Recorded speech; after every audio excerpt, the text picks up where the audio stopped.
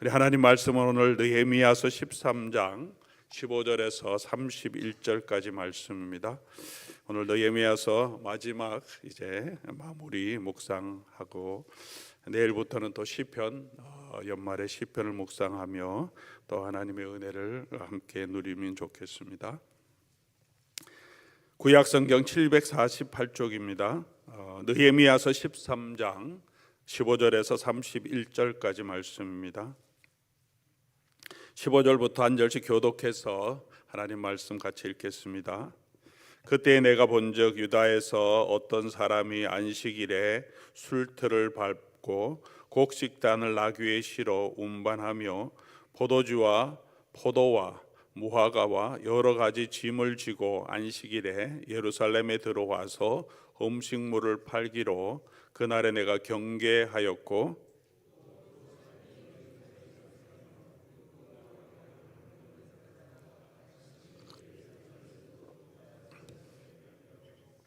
내가 유다의 모든 귀인들을 꾸짖어 그들에게 이르기를 너희가 어찌 이 악을 행하여 안식일을 범하느냐.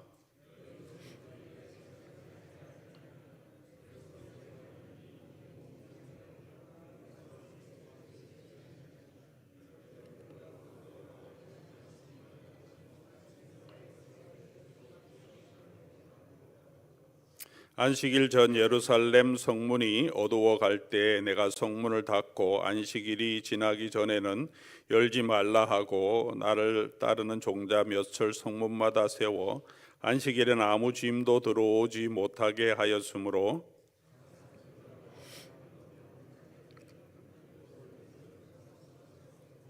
내가 그들에게 경계하여 이르기를 너희가 어찌하여 성 밑에서 자느냐.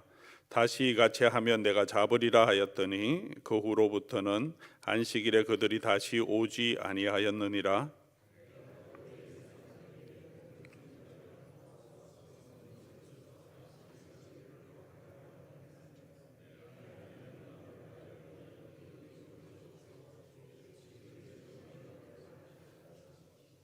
그때 내가 또 본즉 유다 사람이 아스돗과 암몬과 모압 여인을 맞아 아내로 삼았는데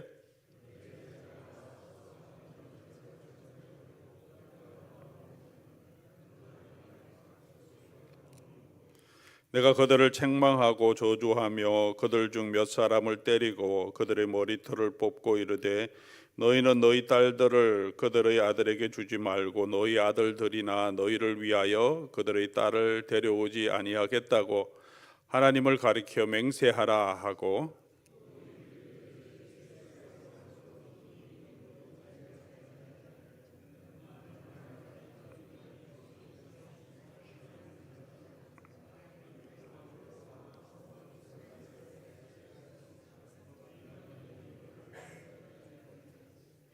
너희가 이방 여인을 아내로 맞아 이 모든 큰 악을 행하여 우리 하나님께 범죄하는 것을 우리가 어찌 용납하겠느냐.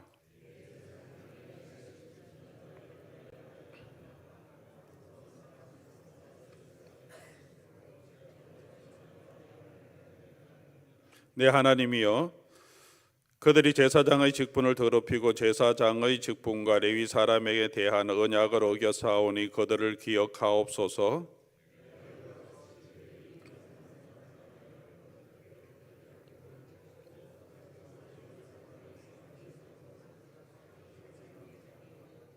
같이 읽습니다. 또 정한 기한에 나무와 처음 익은 것을 드리게 하여 사오니 내 하나님이여 나를 기억하사 복을 주옵소서.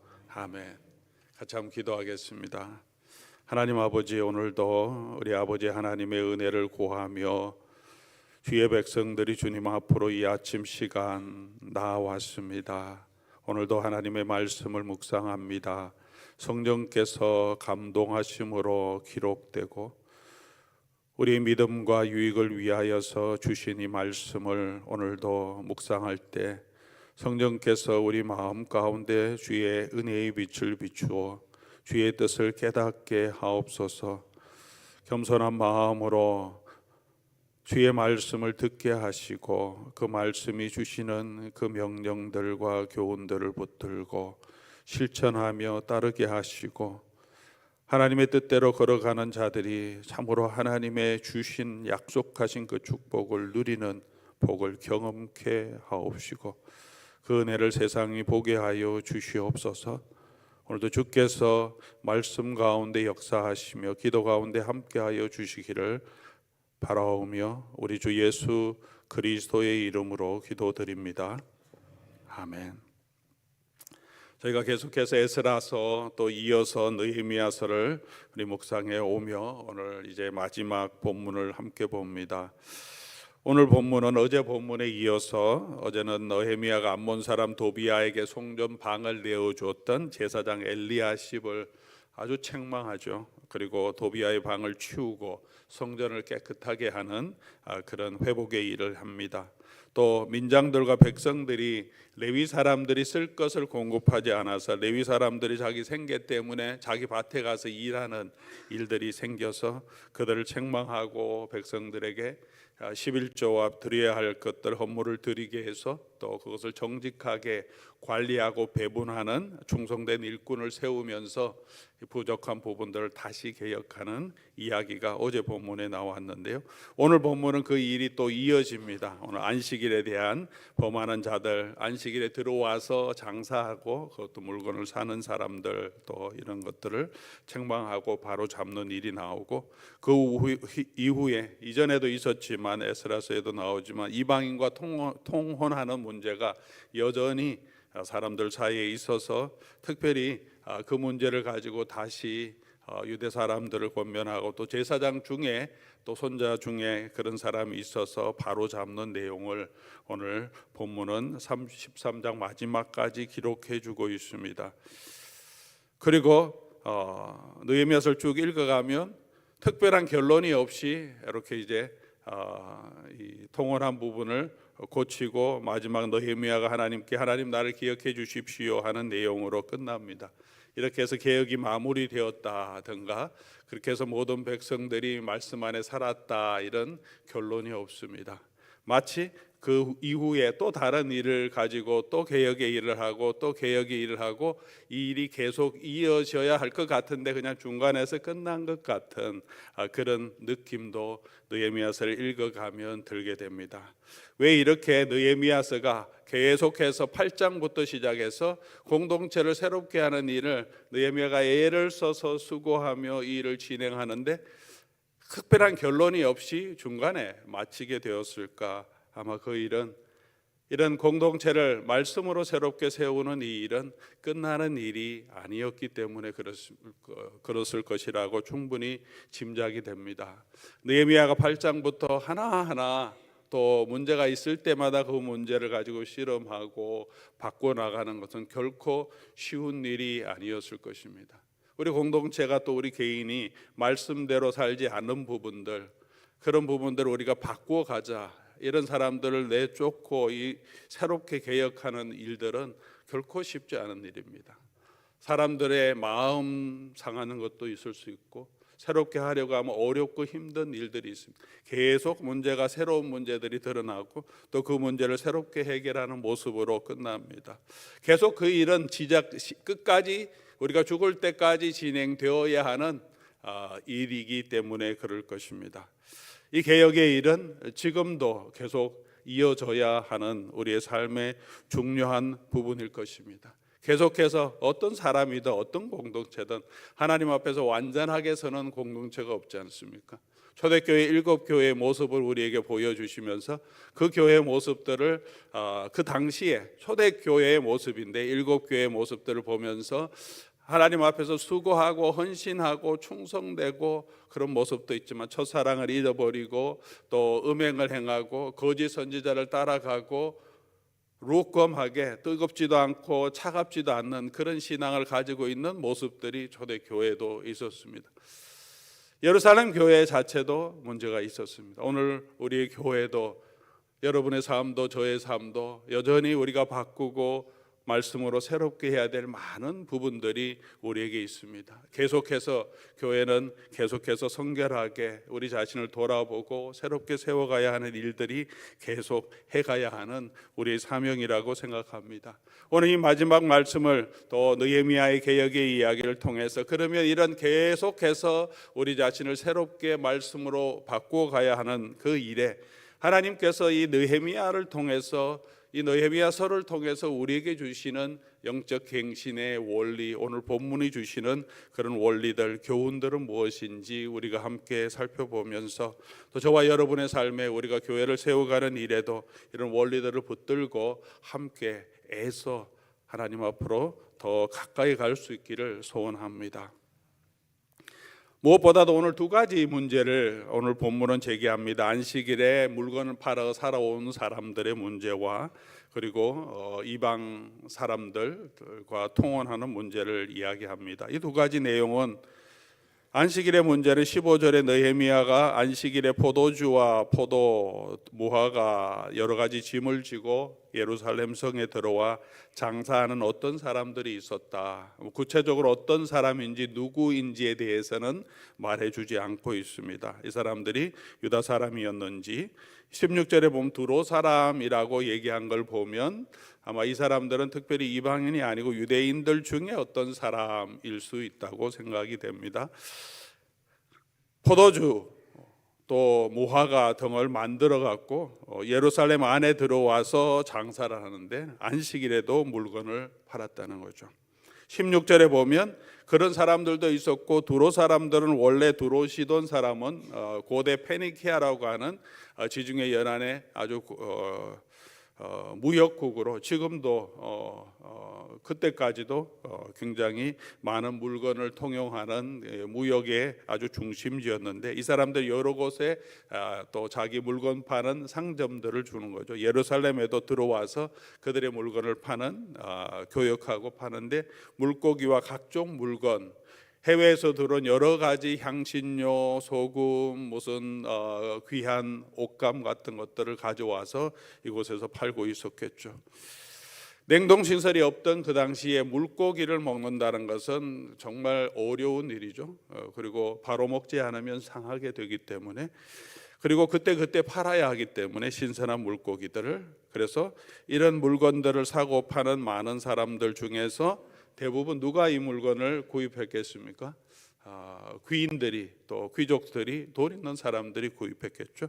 그래서 오늘 본문을 보면 누구를 책망하느냐 하면 17절을 보니까 내가 유다의 모든 귀인들을 책망하여 대부분 가난한 사람들이 이런 것들을 외국에서 물건을 살 정도가 되지 않았기 때문에 왜 상인들이 이 주일 안식일에 예루살렘 성에 들어왔겠습니까? 시장이라는 것은 수요와 공급이 있기 때문에 그렇겠죠. 사려고 하는 사람들이 있었기 때문에 그럴 것입니다.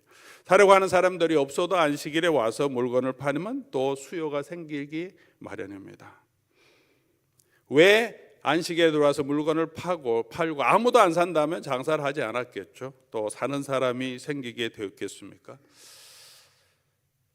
안식일에 유대인들이 음식을 만들고 또 일하는 것은 금하고 있습니다. 그래서 그들은 하지 못하는데 누가 음식을 사서 만들어서 제공하니까 그것을 사 먹는 것은 크게 죄로 여기지 않았기 때문이고 안식일 동안 음식을 만들어 먹지 않으면 음식 준비를 해놓지 않으면 불편함이 있는데 누가 만들어 파니까 간단하게 사 먹을 수 있으니까 나는 특별하게 내가 안식일에 음식을 만들진 않았지만 그냥 이 사람들이 와서 파니까 그것을 사야 되겠다. 그리고 자기 필요한 것들 특별히 물고기 같은 것들 그날 사지 않으면 상하기 때문에 그날 내가 필요한 것들을 이방인 사람들이 와서 파니까 그냥 편리하게 나는 구입만 한 것뿐이다 라고 하면서 함께 또 이 물건들을 샀을 것입니다. 내가 직접 율법을 어기지 않으면서도 또 나의 필요한 것들을 채워가고 싶은 마음들이 합해져서 이런 일이 있었을 것입니다. 이방인과 통혼하는 문제도 23절 이하에 나오는데 느헤미야가 유다 사람이 아스돗, 암몬, 모압 바로 주변에 있던 아스돗은 블레셋 지역이고요. 아내로 맞이했는데 문제는 그 자녀들이 유다 방언을 못하면서 각 족속의 언어만 하는 것이죠. 언어에는 그 사람들이 그 문화를 이해하는 코드가 다 담겨 있는데 유대 방언을 못한다는 것은 율법을 알지 못한다는 거고 하나님을 섬기는 내용을 가르치고 배우지 않았다는 거고 이 유대 아버지들이 아내에게 모든 것을 맡겨놓고 신앙으로 지도를 하지 않았다는 거죠. 말씀대로 이 가정이 하나님을 섬기는 가정이면 어머니들부터 시작해서 큰 문제가 없었을 텐데 이 자녀들이 전혀 믿음으로 살지 않고 그냥 이방 문화 가운데 우상을 숭배하는 삶을 유대 방언도 모르면서 살고 있는 문제에 대해서 이러면 안 된다 그렇게 해서 책망하고 바로잡는 내용입니다. 그렇게 강하게 책망하면서 솔로몬의 범죄와 같은 것이라고 얘기합니다. 솔로몬이 한 일이 무엇입니까? 솔로몬이 이방 여인들과 결혼을 했는데 왜 결혼합니까? 솔로몬이 자기 왕권을 더 강화하고 주변 사람들과 외교적인 친함 관계를 유지해서 정쟁이 아니라 또 자기 경제적인 성장을 더 활발하게 하기 위해서 주변의 모든 나라 사람들하고 정략 결혼을 합니다. 그래서 굉장한 평화, 외교적인 평화를 누립니다. 전쟁 없이. 그래서 솔로몬 시대에는 다윗은 계속해서 전쟁해서 정복해서 자기 왕권을 세워갔지만 솔로몬 시대는 평화가 있었고 그래서 경제적인 엄청난 발전을 누리게 됩니다. 엄청난 교육을 하면서 그 풍요함을 누리는데 그렇게 이방 여인들과 정략 결혼한 이유는 자기의 정치적인 목적 때문에 그렇죠. 하나님이 기뻐하시는 일은 아니었습니다. 그렇게 결혼했더라도 이방 자기의 아내들 여러 곳에서 결혼한 자기 아내들이 하나님을 잘 섬기도록 이끌어 가야 할 텐데 솔로몬이 어떻게 하냐면 각 자기 아내들마다 자기 신상을 세워주고 그곳에서 자기 신전에 들어가서 그 제물을 드리고 우상을 숭배하도록 허용해 줍니다. 솔로몬 입장에서는 경락 결혼해서 아내를 데려왔는데 외국에 결혼해서 온 아내가 외로워할 거잖아요. 자기 문화, 자기 종교를 가지고 자기 마음의 위로를 얻도록 아마 그렇게 배려해서 야 이거 너 세워서 거기서 너 예배해. 너도 이렇게 해. 편안하게 또 위로 한번 얻으면서 그렇게 살아. 그렇게 허용했는데 나는 섬기지 않지만 우리 아내가 외로워하니까 힘들어하니까 그를 배려해서 하는 차원에서 했겠지만 결국은 그 행위들이 솔로몬도 그곳에 나중에 나이 들어서 그곳에 가서 아내들 따라서 함께 우상 숭배하는 죄로 빠져들게 되고 왕궁에서 왕의 아내들이 우상을 숭배하기 시작하니까 그것이 허용되니까 온 유다에 솔로몬 시대 그 이후부터 온 유다 사람들이 우상 숭배하는 일에 빠지게 되는 그런 단초를 제공하는 일을 합니다. 왜 솔로몬이 이렇게 했습니까? 자기의 유익을 나는 우상 숭배하지 않지만 자기 경제적인 정치적인 유익 때문에 적절하게 타협한 것이죠.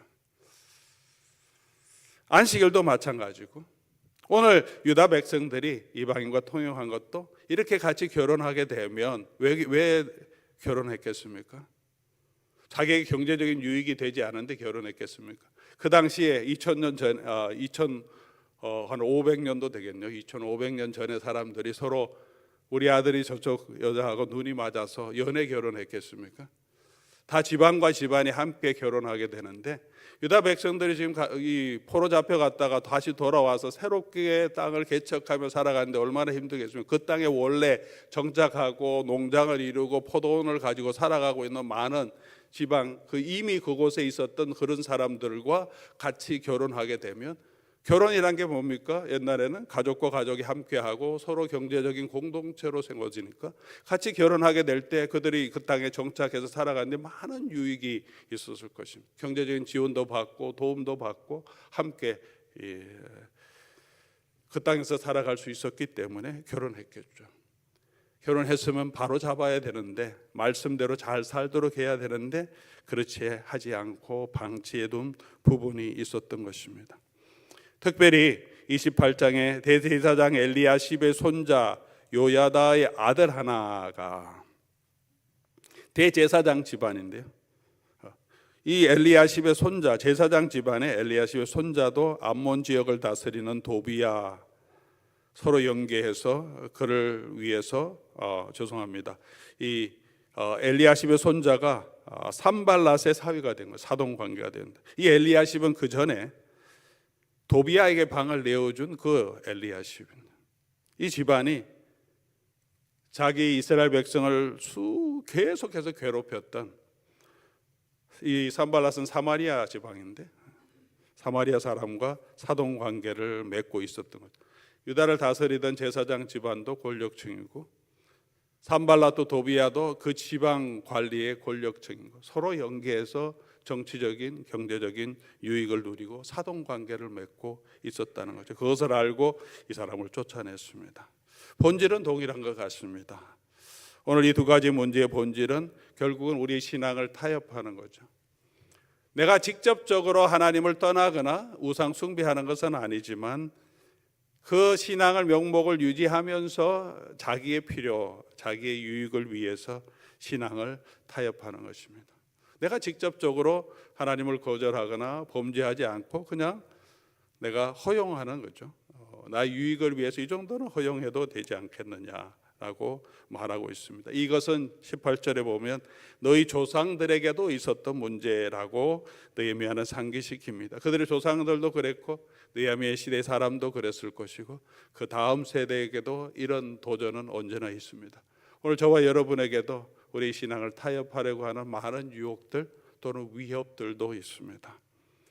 우리 선조들에게 있었고 신앙을 복음이 처음 한국에 들어와서 복음을 믿었던 1세대에게도 동일한 것이 있었고 2세대도 그러고 오늘 저와 여러분에게도 우리 자녀들에게도 있을 것입니다.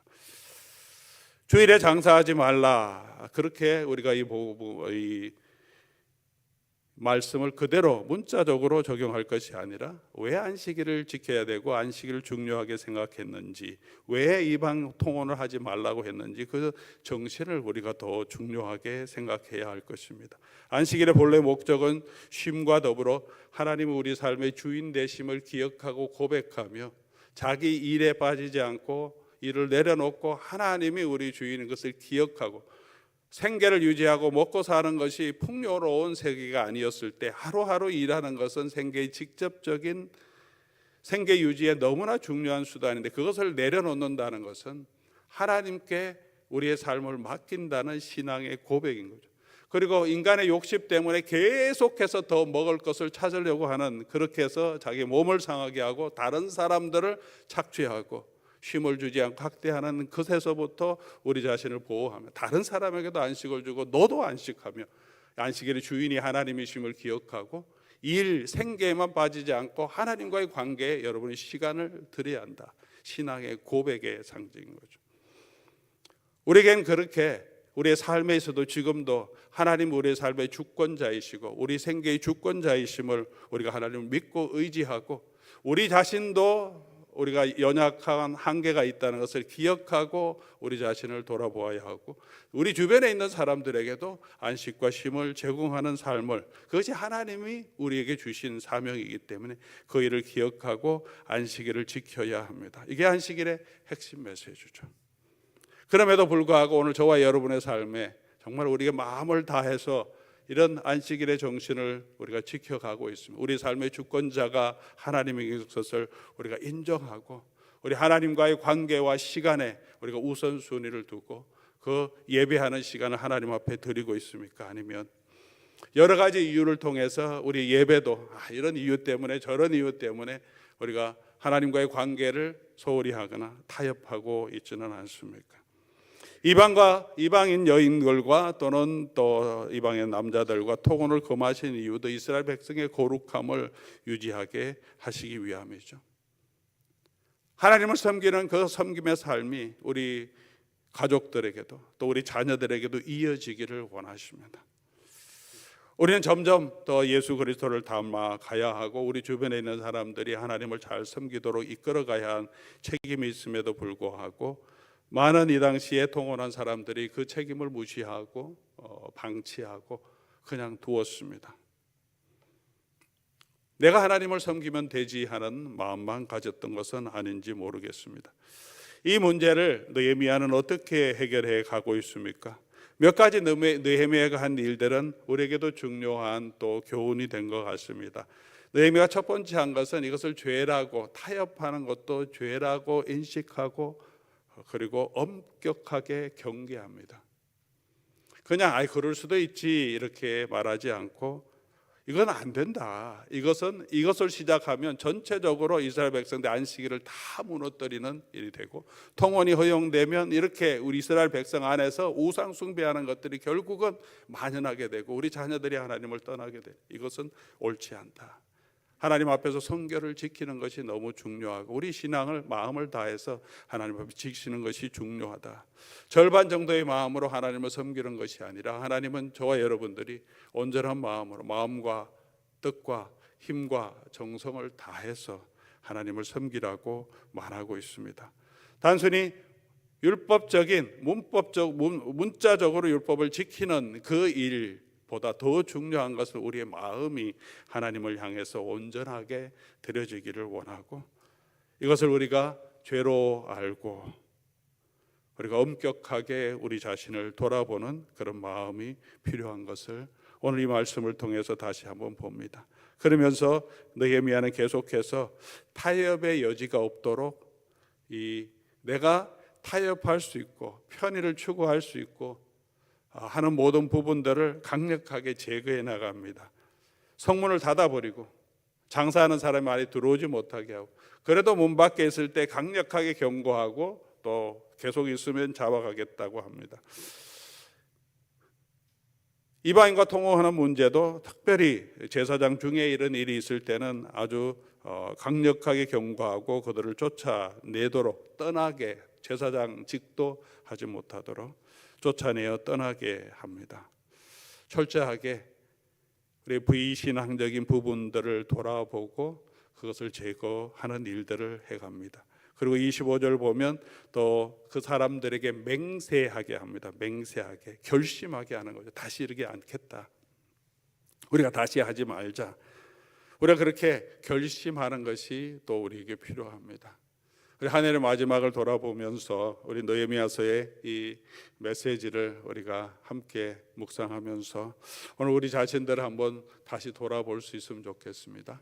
우리 하나님 앞에서 우리 내 신앙이 정말 마음을 다해서 하나님을 섬기라고 우리에게 맡겨주시는데 우리 직분들에 내가 정말 신실하게 그 일을 감당하고 있었는지, 아니면 적절하게 어느 부분에는 적절하게 타협해서 이럴 수도 있지 하면서 신앙을 타협한 부분은 없었는지, 바꾸어야 하고 정결하게 해야 될 부분이 있는데 그것을 그냥 방치하고 그냥 그럴 수도 있지 하면서 그대로 두어버린 내용은 없는지를 우리가 다시 한번 돌아보면서 그런 부분들을 우리가 다시 바꾸고 결심하고 새롭게 결단하는 시간이 되면 좋겠습니다. 무엇이든지 신앙생활도 미리 우리가 다시 결심하고 또 결정해 놓으면 우리가 신앙에 우리가 지금 유혹에 덜 빠지죠. 만약 헌금이라고 하면 내 11조는 무슨 일이 있어도 내 11조는 가장 먼저 한다. 아예 딱 적혀 놓으면 그러면 고민이 안 됩니다. 그때마다 힘들면 그냥 하지 말지 이런 습관이 들어가면 매 할 때마다 고민이 되죠. 왜냐하면 우리의 환경이라는 것은 언제나 돈이 필요하고 물질이 필요하기 때문에 아예 딱 정해놓으면 헌금도 언제 얼마 하겠다 딱 정해놓고 그대로 드리면 더 이상 그거는 고민할 거리가 아니고 남은 걸로 살면 되는 거니까, 하나님이 우리에게 주신 거니까. 신앙생활도 마찬가지. 주일은 나는 무조건 예배한다. 직장을 찾을 때도 나는 신앙적인 결심이 있고 개인적인 소신이 있기 때문에 주일날 일하기는 힘듭니다. 미리 우리가 아예 정해놓으면 직장을 찾을 때도 쉽습니다. 그것이 아니라 그냥 나의 편의대로 더 좋은 직장을 찾아보면 월급을 훨씬 많이 주고 더 많은 수입이 있는 곳에 또 주일까지 일해야 될 수 있는 상황이 되면 고민이 시작되는 거죠. 아예 결정해놓으면 이건 아니야, 내 잡이 아니야, 내게 하나님이 내게 주신 것, 그냥 나는 이 원칙대로 가면 고민이 별로 할 게 없습니다. 우리가 미리 결정하고 신앙의 부분들을 정해놓지 않으면, 결심하고 정해놓지 않으면 계속해서 이런 유혹들이 반복되기 때문에 느헤미야에게 결단하고 자르고 아예 유혹이 없도록 그렇게 개혁해 나가는 모습을 볼 수 있습니다. 우리 한 해를 돌아보면서 우리 자신을 한번 다시 살펴보고 우리 내년에 우리가 예배를 다시 회복하자, 참된 예배자가 될 수 있도록 하자 그렇게 했는데 주일 예배뿐만이 아니라 개인적인 예배도 그렇고 예배적인 삶의 부분에 있어서도 정말 하나님을 예배하는 삶으로 내가 새롭게 결단하고 또 결심해야 될 것이 무엇인지, 회복되어야 될 것은 무엇인지를 우리 살펴보고 우리 한 해를 마지막을 준비하면서 우리가 새롭게 결심하고 그렇게 하나님 우리에게 힘 주십시오 하며 걸어갈 수 있기를 바랍니다. 특별히 오늘 마지막 본문 내용을 살펴보면서 느헤미야가 이렇게 끝나지 않는, 이것은 끝나지 않는 일이야. 계속해서 반복되는 문제야. 우리의 삶도 마찬가지죠. 매년 우리가 새롭게 결심하더라도 또 내년에 또 부족한 부분이 있고 날마다 우리가 새롭게 해야 되는데 이 끝나지 않는 계획을 느헤미야가 지금까지 계속해서 이렇게 힘들게 해가고 있습니다. 공동체를 하나 새롭게 바꾼다는 것이 얼마나 어려운 일인지 모릅니다. 교회도 그렇습니다. 하나님 말씀대로 우리가 뭘 바꿔가자, 우리 신앙을 새롭게 하자 그러면 반대하는 사람도 있고 그것을 하려고 하면 애를 써야 되고 격려해야 되고 이렇게 잘라내려고 하는 게 얼마나 힘든 사람들 간의 관계적인 문제가 생깁니까? 그런 에너지를 계속해서 지금 반복해서 하고 있는 일을 계속하다 보면 얼마나 힘이 드는지 모릅니다. 그냥 적절하게 하고 싶은 마음도 드는데 계속해서 느헤미야서가 이렇게 이어오면서 느헤미야가 이 일에 흔들리지 않고 그래도 낙심하지 않고 지쳐서 포기하지 않고 계속할 수 있었던 것은 오늘 본문에 나오는 느헤미야의 자세, 느헤미야의 기도 때문이라고 생각합니다. 13장 22절 보면 안식일 문제를 어렵게 또 해결하면서 내 하나님이여 나를 위하여 이 일도 기억하시고 주의 크신 은혜로 나를 아끼시옵소서. 이방인과 통혼한 문제도 여러 가지 얼마나 애를 씁니까? 이거 쫓아내고 책망하고 이렇게 하는 게 얼마나 심정적으로 마음적으로 에너지가 많이 들어가는 일입니까? 그리고 이 일을 다 한 다음에 31절에도 동일한 기도를 하고 있죠. 내가 이렇게 했으니까 하나님이여 내 하나님이여 나를 기억하사 복을 주옵소서. 내 하나님이여 나를 위하여 이 일도 기억하시고 하나님 내게 크신 은혜를 베풀어 주시고 하나님이여 나를 기억하사 내게 복을 주옵소서. 이렇게 이 일을 하나 행하고 나서 느헤미야가 이런 기도를 하고 있습니다. 느헤미야가 이런 개혁의 일을 해가면서 그 마음속에 품었던 기도의 내용일 거죠. 힘들지만 하나님 내가 이 일을 하는데 하나님 내게 은혜를 베풀어 주시고 내가 이 수고를 하나님 기억해 주십시오. 우리에게 복 주시는 하나님, 은혜 베푸시는 하나님을 바라보고 이렇게 하는 것을 통해서 하나님께서 정말 나에게 잠깐의 유익이 아니라 하나님의 하늘에서 주시는 복이 있다는 것을 믿었고 그리고 그 하나님께 기도하면서 일을 했던 것을 보여줍니다. 느헤미야의 이 기도는 이 마지막 13장 마지막 오늘 본문에 2번 나오는 것으로 끝나지 않습니다. 이미 느헤미야가 앞에서도 계속해서 반복되는 기도가 있습니다. 5장 19절에도 성벽을 세워갈 때이죠. 그것도 성벽 만들어가는데 얼마나 많은 도전이 있었습니까? 위협이 있었습니까? 회유가 있었습니까? 그 일을 해가면서 느헤미야의 기도, 동일한 기도가 기록됩니다. 5장 19절에 여러분 보시면 내 하나님이여 내가 이 백성을 위하여 행한 모든 일을 기억하사 내게 은혜를 베푸십시오. 13장 14절에도 있습니다. 내 하나님이여 내가 행한 선한 일을 도말하지 마시고 기억해 주십시오. 사랑하는 교우 여러분, 우리 저와 여러분도 우리의 삶을 새롭게 하는 이 일에 힘들고 때로는 또 어려운 그런 현실에 부딪힐 때 때로는 지쳐갈 때 우리 느헤미야의 기도를 기억하면 좋겠습니다. 하나님 내가 하는 이 수고를 보시고 내게 은혜를 베풀어 주십시오. 예수님께서도 말씀하시고 또 사도 바울도 얘기하고요. 우리가 주 안에서 우리가 수고한 그 모든 수고는 우리가 헛되지 않고 반드시 하나님께서 갚아주신다고 약속해 주셨습니다. 여러분 오늘도 또 교회를 위해서 수고하고 기도하고 봉사하고 섬기고 그래도 말씀대로 살아가려고 당연히 부족한 게 있죠. 연약한 건 있지만 오늘도 말씀 붙들고 또 살아가려고 실패해도 또 애쓰고 기도하고 그런 모든 수고 교회가 더 교회답게 될 수 있도록, 정말 하나님을 섬기는 거룩한 공동체가 될 수 있도록 여러분이 함께 수고하고 헌신하고 우리가 노력하는 이 기도도, 이런 수고도, 선교를 위해 수고하는 그 땀도 우리 하나님께서는 기억하신 것을 우리가 기억하면 좋겠습니다.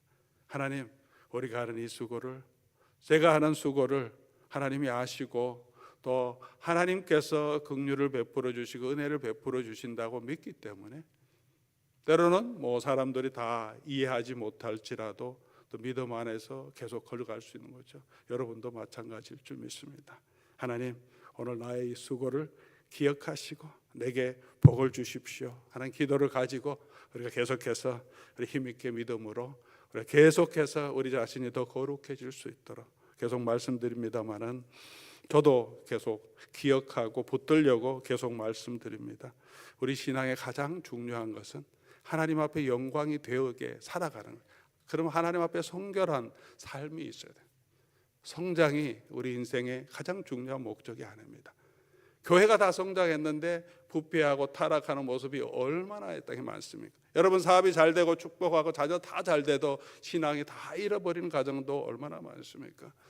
우리 하나님께서 우리에게 주신 목적은 우리가 하나님 앞에서 거룩하고 성결하게 삶을 통해서 이 땅의 제사장 나라가 되게 하는 것이고, 우리가 그 아들의 형상을 더 본받게 하기 위해서 예수님이 이 땅에 오시고 십자가를 지셨는데, 예수님의 십자가 우리가 생각하지 않고 우리는 우리의 영광만 생각한다면 우리는 예수님의 십자가를 알지 못하는 거죠. 십자가의 원수로 행할 때도 많습니다. 우리 복음을 전한다고 하면서 교회가 주의 이름을 부르면서 십자가의 원수로 행하는 일들이, 우리가 그렇게 살아가면서 신앙 좋다고 우리 교회는 부흥했다고 말하는 일들이 얼마나 많이 있는지 모릅니다. 이것을 개혁하고 바꾸어가기 위해서는 정말 피눈물 나는, 정말 하나님 앞에서 우리가 서야 할 삶이 무엇인지를 우리가 돌아보고, 우리 자신이 오늘 이 일을 통해서, 오늘 섬김을 통해서 오늘 내 모습이 예수님의 성품을 더 닮아가고 있는, 오늘 나의 섬김과 열심을 통해서 내가 그리스도의 마음과 그리스도의 사랑을 더 닮아가고 있느냐, 그 일을 가지고 하나님은 저와 여러분을 분명히 축복하시지, 외형적으로 교회를 얼마나 크게 했고 무슨 직분을 가졌냐, 그것을 절대로 저를 평가하지 않는다고, 여러분을 평가하지 않는다고 저는 생각하고, 그것이 성경의 말씀이라고 저는 믿습니다.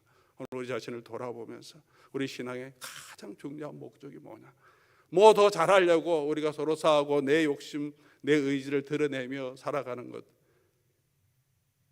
그렇게 해서 우리가 무엇을 증명하겠습니까?